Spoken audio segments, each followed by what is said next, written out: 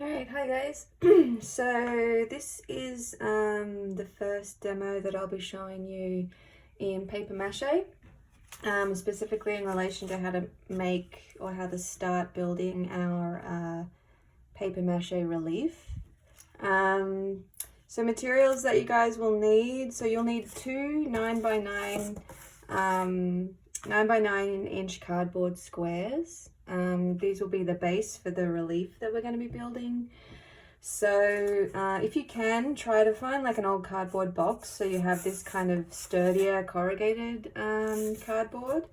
If not, if you can't find that, it's totally fine to use something like an old pizza box. It's a little bit flimsier, but once we start to build up the surface in paper mache, it'll get a lot more stable.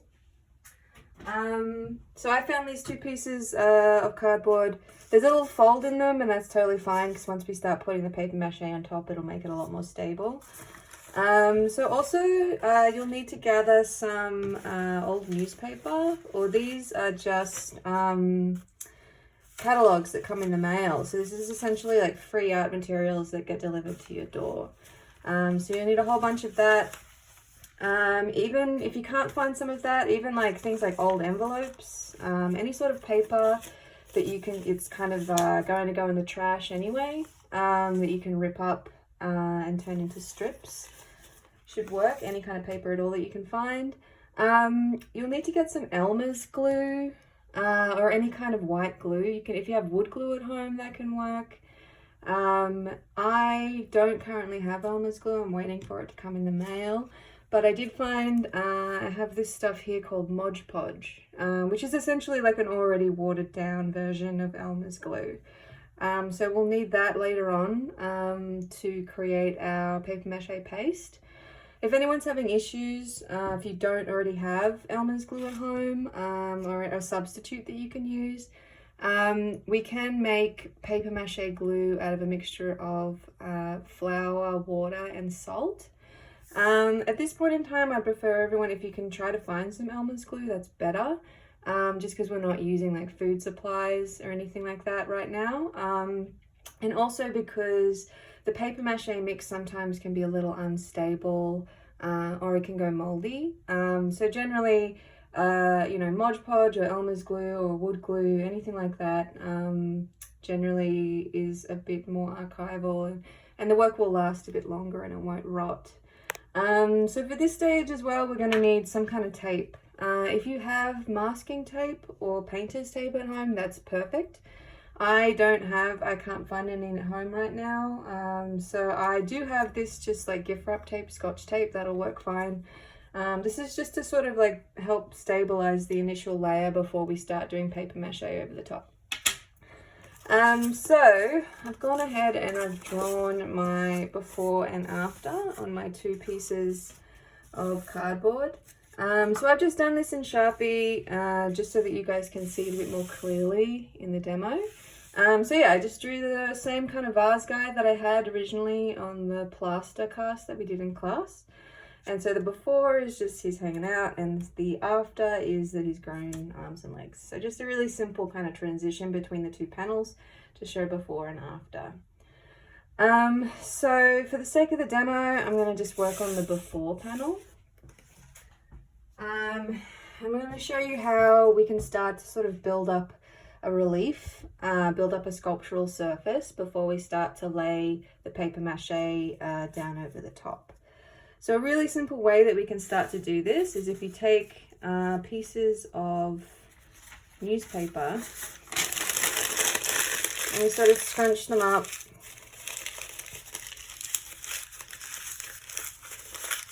And you can kind of shape them with your hands and sort of just start to like lay them out where you might want them.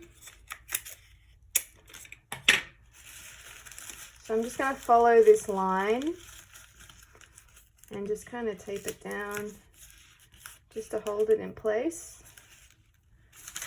So yeah, just sort of like it's starting to sort of build up. So you can scrunch it up, but you can also sort of like shape the paper with your hands to get a kind of rounder shape. So just sort of like smooshing it into the area that we want to be raised. And then using the tape to kind of hold the paper down, and also hold it in place and kind of shape it and sort of tame the paper a little bit. So see how it's kind of popping up there? I'm just going to go back in with another little piece of tape.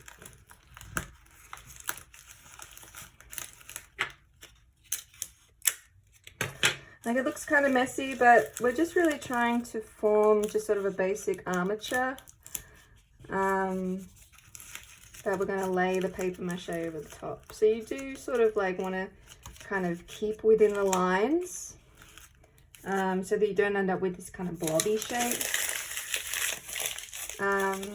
But you know, we don't need to like smooth it over with tape or anything like that, because that's sort of the purpose of the paper mache.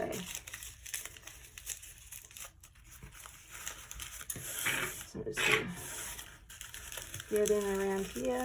And also, like, you don't really need to, during this phase of the process, you really don't need to add, like, you know, I don't need to add the face in or anything at this point, because all the detail work is sort of something that we'll add when we start to lay the paper mache strips down.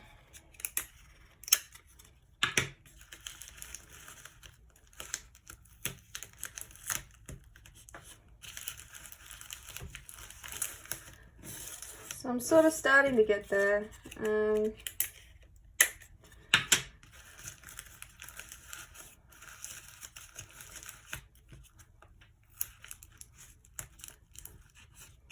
can just kind of tuck these little bits in. And if you can kind of see, so we're sort of starting to get like this kind of round, three-dimensional kind of vase shape. For this section, for the spout, you can also kind of take thicker strips of newspaper and sort of like scrunch it like this to get more of like a straight shape. And you can even kind of twist it if you want to get sort of thinner, more fine shapes. I'm going to do a mixture of those two things. I'm going to scrunch it and twist it a little bit just so that I can kind of get this difference between sort of like a thicker bottom and a thinner top, and I might even just squish that underneath. So I can sort of play around with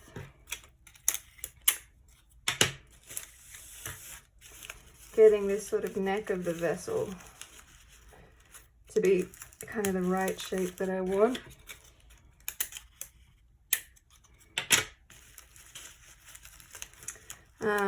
So yeah, we're just getting this kind of rough shape, and you don't have to worry about being too neat with the tape as well, just as long as you try to get it fairly flat, because that's just going to all be covered up by the paper mache when we get to that point. So I'm just going to smooth this guy down a little bit.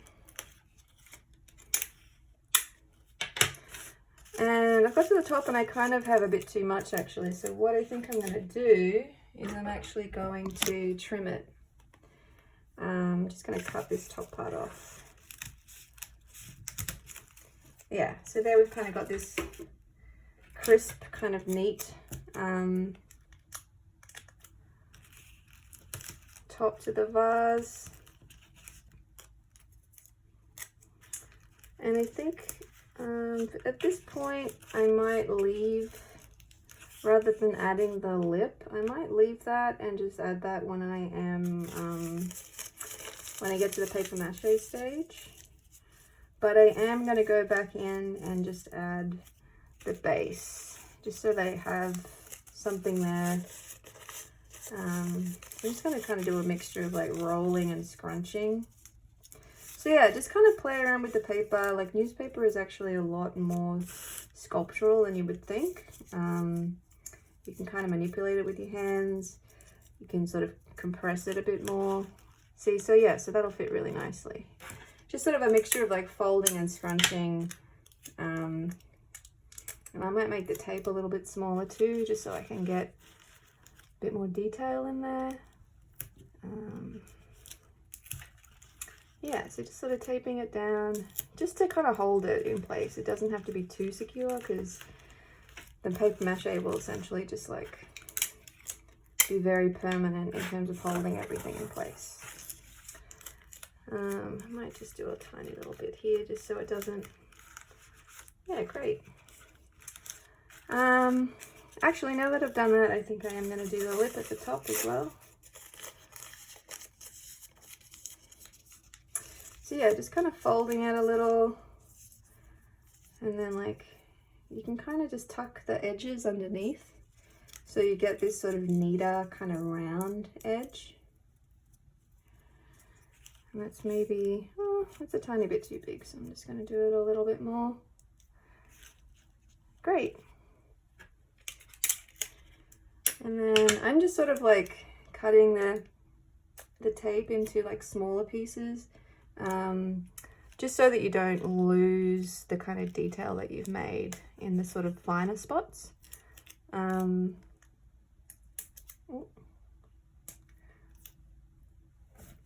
then I'm just going to make sure I attach this to the top of the vase. So yeah, that's looking pretty good. I'm just going to maybe add a little more tape here just to sort of like round it off a little bit nicer. But I think that's looking great. Just as sort of like a basic form that we can start to paper mache over the top. For the handles, I wanted to show you a different technique because I'd really like you guys to, now that we're sculpting the relief out of paper mache, I'd really like you guys to experiment with incorporating elements of high relief with your paper mache relief. So if you remember from the lecture, high relief is essentially when like sculptural elements come out so far from the background that they're almost detached. So almost as if like the sculpture is like pulling itself away from its background. So I'm going to do that with the handles, and the way that I'm going to do that is I have a little strip of cardboard that's left over. So keep all of your cardboard scraps, keep all your scraps, you can always use them for something. And so I'm going to experiment with using this, because it's not very flexible to use the cardboard this way, but because it's such a thin strip, I'm going to experiment with attaching the handle to my vase so that it sits out away from the background and creates an element of high relief. So I'm just going to measure this quickly using my just guesstimating. I guess if I wanted it to follow the drawing, I could just, yeah, about that wide is about enough. So I'm just going to cut it off. And then I'm going to attach this. Grab a small piece of tape. I just think I need some smaller pieces.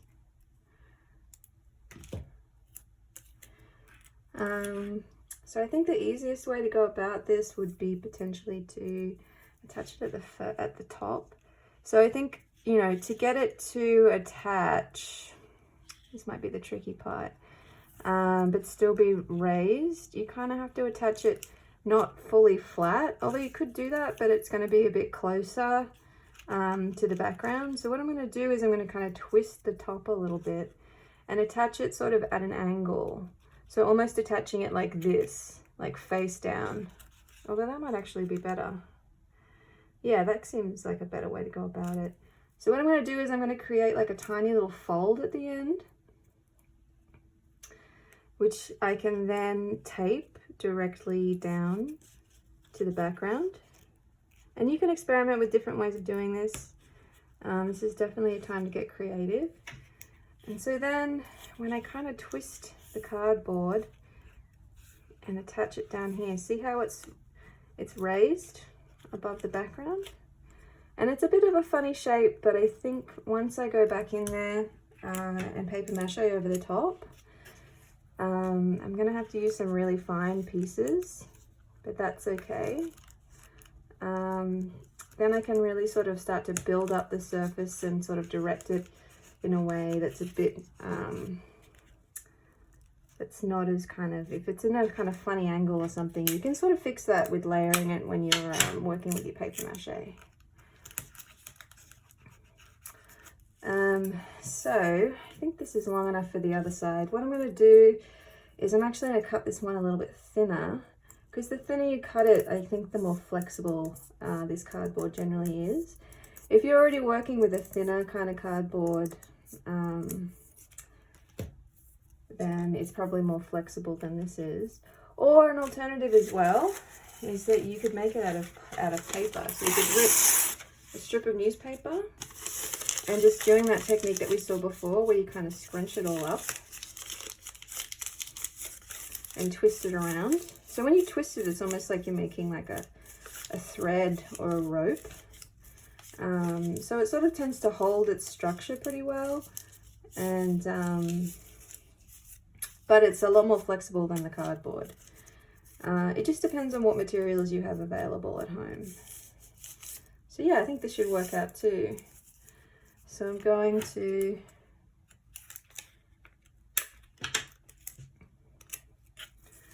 attach this guy to the top, and I think I'm just going to attach it a bit more directly. To the background, and then once I kind of bring it up and attach it to the side. So that's the thing that sort of ends up giving this high relief or giving it volume, is that when I attach it back here, I'm not attaching it directly to the background. I'm actually attaching it to the side of the vessel. So that's what sort of like gives it a bit more dimensionality. You could potentially, depending what you're depicting, you could also, yeah, that seems to work really well. So yeah, there's two different options of how you can create like a high relief. Cardboard is probably the better option, just in terms of it'll give it a bit more stability. The armature will be a bit more stable, you know, because you kind of look at how it can take a bit more weight than paper can. But on the flip side, paper is a bit easier to manipulate into the shapes that you want. But potentially, if you had detailed elements that were coming out of the background, you could, you know, essentially you could just tape from here to here, and then you have this really simple kind of high relief that you can create. Another option too is like if you have, say, cylindrical shapes, you can look at home for things that you can, found objects that you can use that might create a really simple base. For instance, like even things like a toilet paper roll, you can cut the back out of that. And if you wanted to have a cylinder shape, say if I had a column here or something like that, you can easily just stick that on, and then you have this kind of instant column shape that you can paper mache over the top. So yeah, so this is it for the basic elements of our base. So I'm going to quickly get set up for the paper mache elements, and then I'll come back and I'll show you guys how you can get going with that.